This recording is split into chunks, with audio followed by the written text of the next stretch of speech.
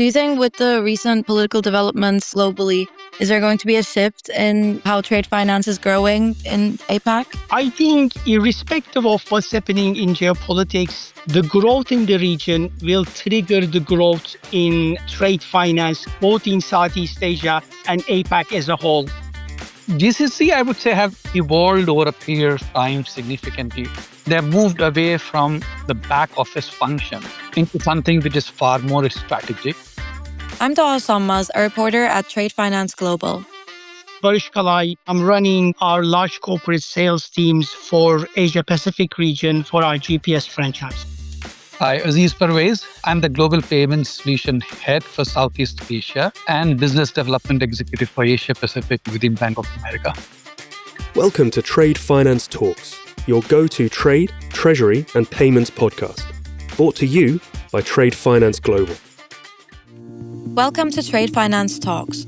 I'm Doha Sammaz, a reporter at Trade Finance Global. As uncertainty becomes the new normal and global disruptions make sudden price fluctuations a common occurrence, banks understanding the needs of their corporate clients is ever more important. I'm joined here today by Barish Kalai and Aziz Parvez from Bank of America, who are here to discuss Southeast Asian corporate strategy. Barish, Aziz, thank you for being here. I'd like to start by asking both of you to please introduce yourself and tell me a bit about your role within Bank of America. Barish, maybe you could go first. Thanks so much for having us. Barish Kalai, based in Singapore, and I'm running our large corporate sales teams for Asia Pacific region for our GPS franchise. Thank you. And Aziz? Hi, Aziz Parvez. I'm the Global Payment Solution Head for Southeast Asia and Business Development Executive for Asia Pacific within Bank of America. So I think we can kick off by saying that the past few years have been nothing short of volatile when it comes to geopolitics, but it's always said that we're operating in a volatile business environment as well. So Aziz, I want to ask you, how do you measure and characterize this volatility? For the APAC region especially, is it a sentiment or is it something more tangible like fluctuating prices? I think when we measure or characterize volatility, we have to look at various aspects, some of which would be quantitative and some of which would be qualitative in nature. So if I can give examples of that, the quantitative measures would include GDP growth and how much it deviates, FX volatility, that is currency swing, regulatory policy and how frequently they change for businesses, equity market movement, etc. Right? Good example of this, if I look from a recent event, would be the depreciation of Korean won. And if I'm not mistaken, it has depreciated by more than 5% just in the last 1 month.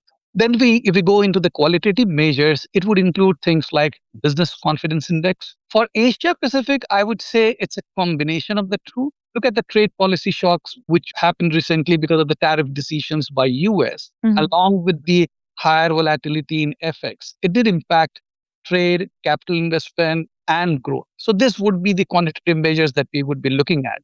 But similarly, there are sentimental elements to volatility as well, like consumer confidence, as we again have seen in a market like China with the real estate related challenges and that impacting the consumer confidence within the market. That there's a lot of times the perception seems to belie reality. And a good example of this was when most of the analysts had predicted significant impact to China GDP due to US tariff. However, if you look at the results, China export actually grew.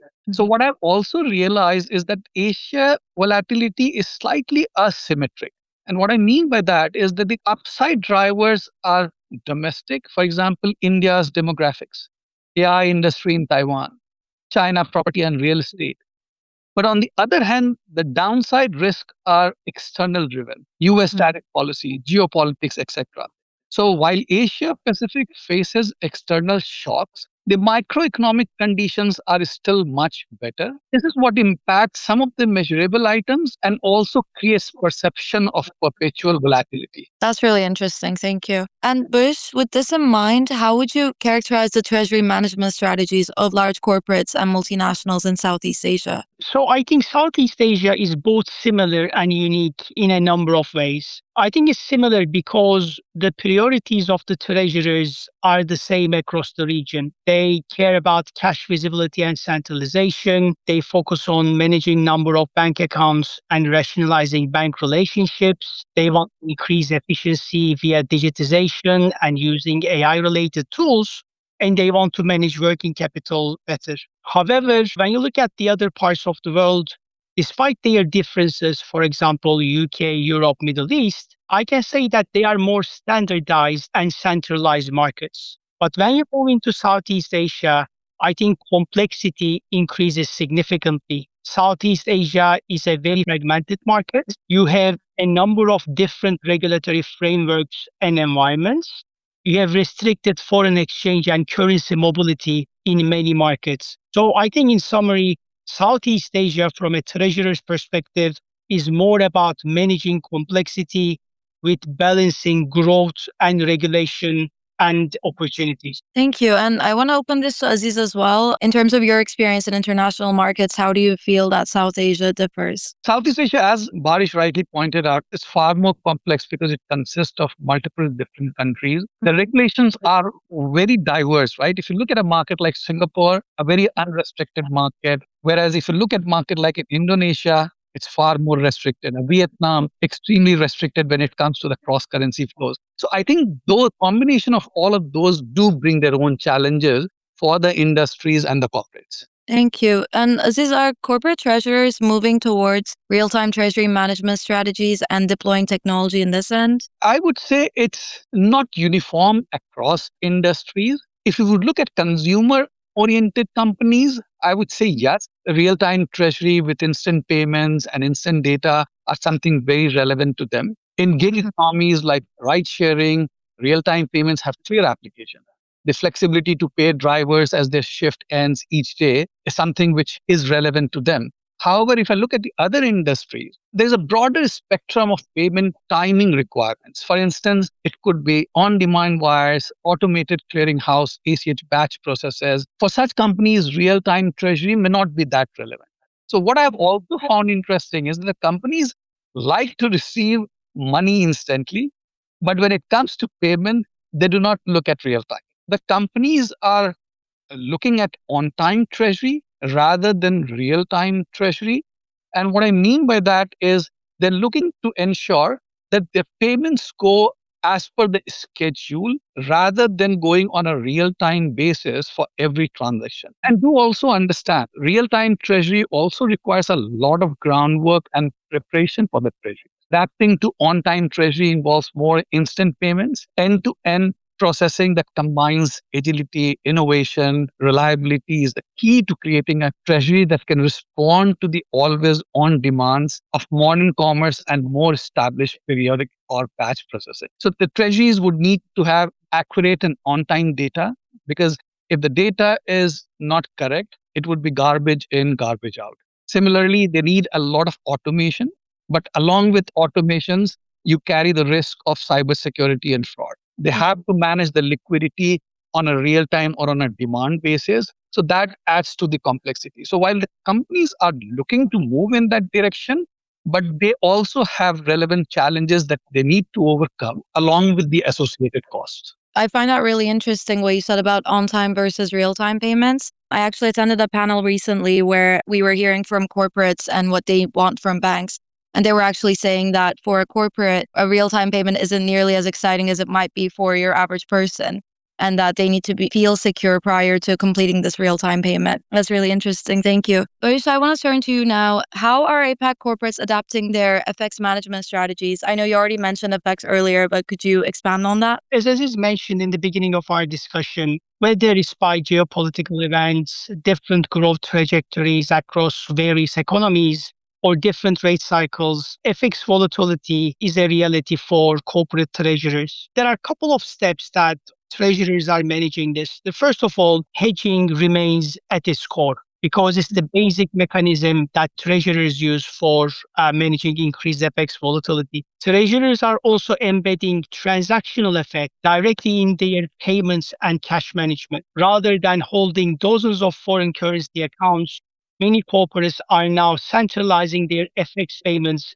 via few accounts, executing FX when it is needed. Also, in Southeast Asia, because the region has varying degrees of FX controls, restricted markets, and documentation requirements, so unlike more liberalized markets, treasurers need to be very structured on how they manage FX. This requires more focus on matching revenues with costs in terms of currency, invoicing and paying in local currencies, maybe localized part of their supply chains so that their FX exposure is reduced. Hey, enjoying the episode? Tap follow for more. Done? Let's get back to it.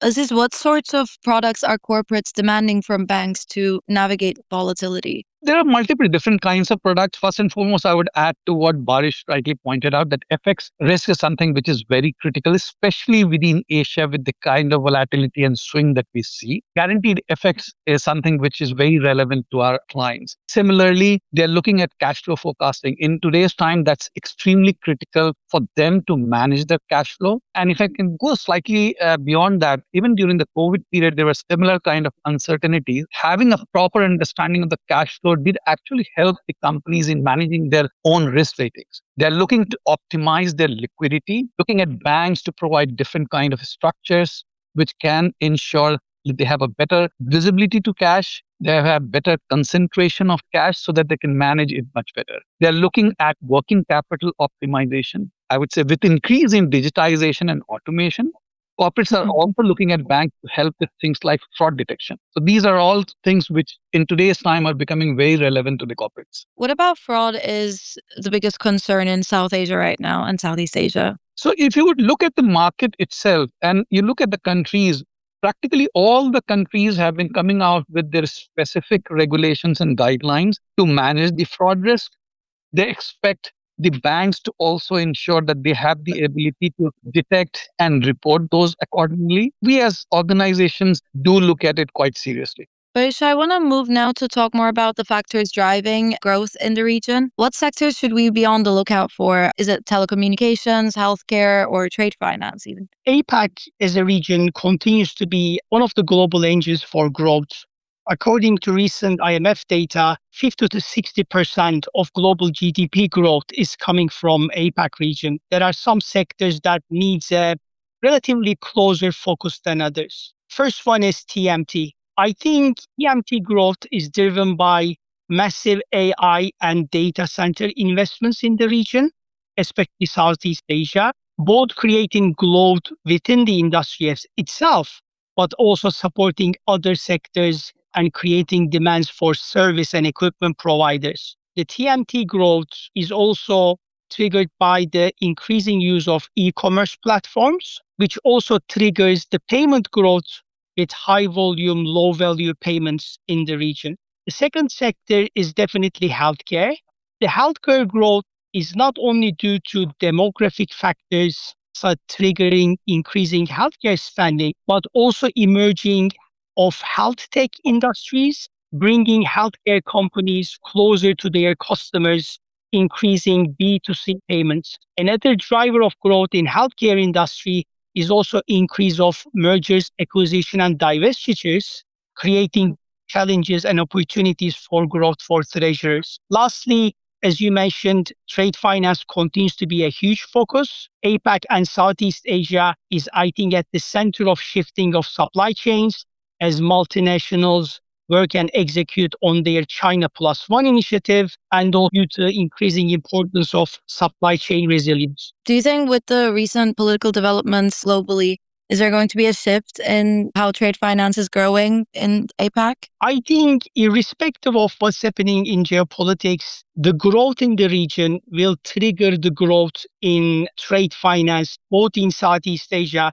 and APAC as a whole. I think irrespective of the geopolitical dynamics, APAC will continue to be one of the high growth regions in trade finance. Thank you. Digging further, Aziz, could you tell us a bit about what you're seeing with global capability centers and whether multinationals continue to look at markets like Malaysia, for instance, for their back office functions? GCC, I would say, have evolved over a period of time significantly. They have moved away from the back office functions into something which is far more strategic, working towards innovation and automation. I think they're shifting away from transactional delivery to value orchestration. I think their responsibility is also broadening beyond operational and transactional landscape. They now support procurement, supply chain, ESG, data analytics, etc. So if I look from a Southeast Asia perspective, I would say both Malaysia and Philippines are being looked at by most of the corporates for setting up their back office function, along with India. And if I remember the numbers correctly, Malaysia has over 400 GCCs and SSCs.